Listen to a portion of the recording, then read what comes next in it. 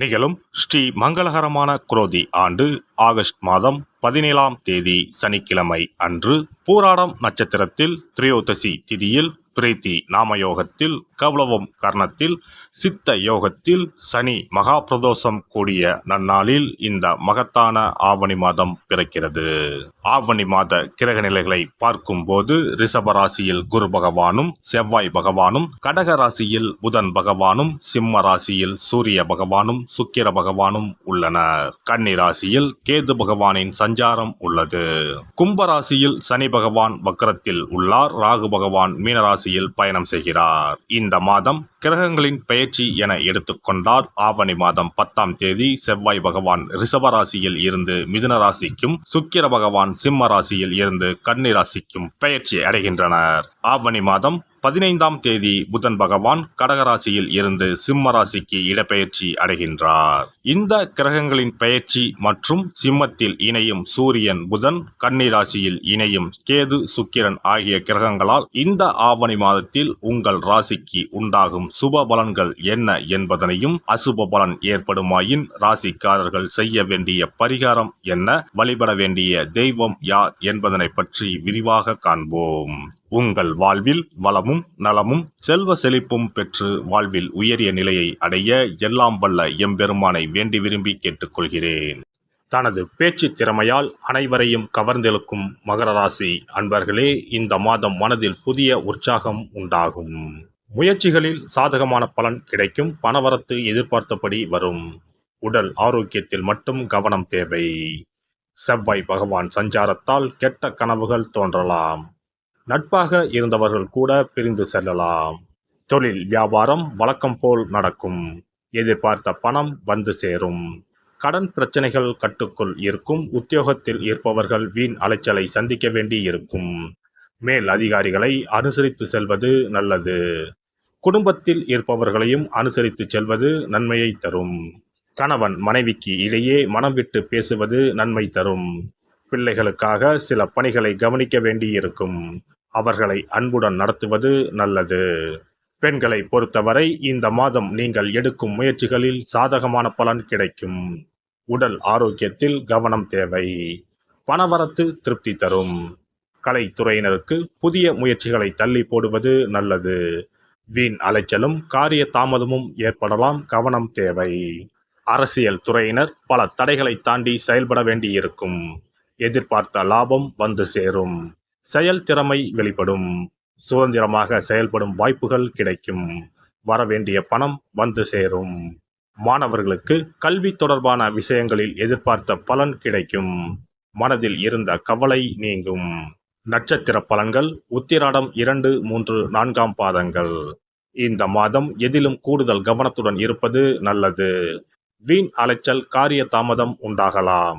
குடும்பத்தில் அமைதி நிலவும். லாப நஷ்டங்களை அறிந்து அதற்கேற்றவாறு செயல்படுங்கள். மனக்குழப்பம் நீங்கி தெளிவான முடிவுகளை எடுப்பீர்கள். திருவோணம் நட்சத்திரம். இந்த மாதம் ஆக்கப்பூர்வமான யோசனைகளால் காரிய வெற்றி உண்டாகும். மற்றவர்களிடம் பழகும்போது கவனமாக இருப்பது நல்லது. சமூகத்தில் கௌரவம் அந்தஸ்து அதிகரிக்கும். தொழில் வியாபாரம் தொடர்பான பணிகளில் கூடுதல் கவனம் செலுத்தி அவற்றை வெற்றிகரமாக செய்து முடிப்பீர்கள். அவ்விட்டம் 1, 2ஆம் பாதங்கள். இந்த மாதம் வியாபாரம் தொடர்பான பயணங்கள் லாபம் தருவதாக இருக்கும். உத்தியோகத்தில் இருப்பவர்கள் மேல் அதிகாரிகள் கொடுத்த வேலைகளை கவனமாக செய்து முடித்து பாராட்டுகளை பெறுவீர்கள். செயல்திறமை அதிகரிக்கும். விநாயகருக்கு அருகம்புல் மாலை போட்டு வணங்க எடுத்த காரியத்தில் வெற்றி உண்டாகும். மனதில் தைரியம் கூடும். சிறப்பு பரிகாரம். சொந்த வீடு அமைவதற்கு ஆன்மீக பரிகாரம். சொந்த வீடு கனவு நிறைவேற வேண்டும் என்பதற்காக எத்தனையோ கோவிலுக்கு சென்று எத்தனையோ பூஜை வழிபாடு என செய்தும் ஒன்றும் நடக்கவில்லை என்பவர்கள் வீட்டிலேயே இந்த எளிய பரிகாரத்தை செய்து வந்தால் நல்ல பலன் கிடைக்கும். எளிமையான இந்த 2 பரிகாரங்களை செய்து வந்தால் விரைவில் சொந்த வீடு யோகம் அமையும். அதனால் நம்பிக்கையுடன் இந்த சக்தி வாய்ந்த வழிபாட்டை செய்து வரவும். எவ்வளவுதான் சொத்து பணம் இருந்தாலும் நமக்கென்று ஒரு வீடு இல்லை என்றால் அது மனக்குறையாகவே இருக்கும். சொந்த வீடு வாங்க முடியவில்லையே என்பது பலரின் ஏக்கமாகவும் கனவாகவும் இருந்து வருகிறது. சொந்த வீடு வாங்க வேண்டும். வாங்கிய இடத்தில் விரைவில் வீடு கட்ட வேண்டும். ஏற்கனவே துவங்கியிருந்த வீட்டின் பணிகளை பணப்பற்றாக்குறையால் கட்டி முடிக்க முடியவில்லையே என்ற கவலையில் இருப்பவர்கள் ஏராளம். இப்படிப்பட்டவர்கள் வீட்டிலேயே எளிமையான 2 பரிகாரங்களை தொடர்ந்து செய்து வந்தாலே போதும். சொந்த வீடு வாங்க வேண்டும் என்று நினைப்பவர்கள், அதற்கான முயற்சியில் ஈடுபட்டிருப்பவர்கள் ஒரு சிறிய அகல் விளக்கில் விளக்கெண்ணெய் ஊற்றி தீபம் ஏற்ற வேண்டும்.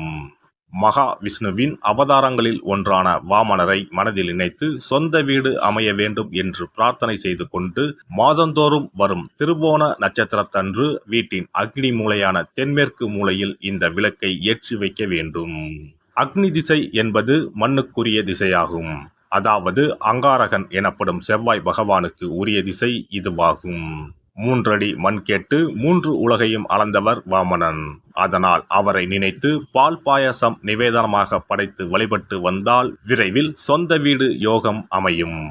மற்றொரு பரிகாரமாக வீட்டில் பயன்படுத்தும் காமாட்சி விளக்கு அல்லது கஜலட்சுமி விளக்கு அல்லது வழக்கமாக பயன்படுத்தும் ஏதாவது ஒரு விளக்கை எடுத்துக்கொள்ளுங்கள்.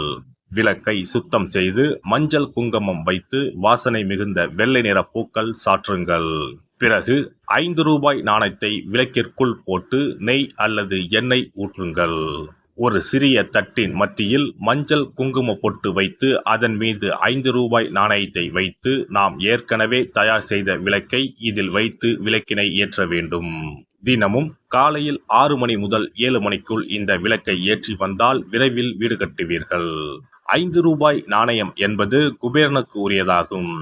இதை விளக்கில் போட்டு ஏற்றுவதால் வீடு கட்டுவதற்கான அல்லது வீடு வாங்குவதற்கான பணம் ஏதாவது ஒரு வழியில் உங்களுக்கு கிடைக்கும்.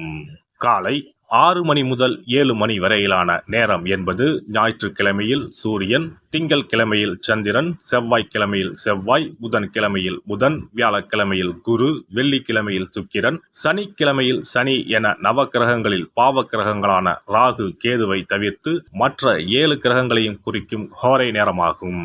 இந்த நேரத்தில் விளக்கு ஏற்றுவதால் நவக்கிரகங்களின் அருள் கிடைத்து பூமி யோகம் உண்டாகும். எந்த ஒரு பரிகாரம் என்றாலும் மனதில் முழு நம்பிக்கையோடும் இறைவனை உறுதியாக வேண்டி வழிபாடு செய்தால் மட்டுமே பலன் தரும். எளிமையான இந்த பரிகாரத்தை தொடர்ந்து செய்து பயன்பெறுங்கள். எல்லாம் வல்ல இறையருளால் நீங்களும் உங்கள் அன்பு குடும்பமும் உடல் நலம், நீலாயுள், நிறை செல்வம், உயர் புகழ், மெய்ஞானம் ஓங்கி வாழ்க வளமுடன்.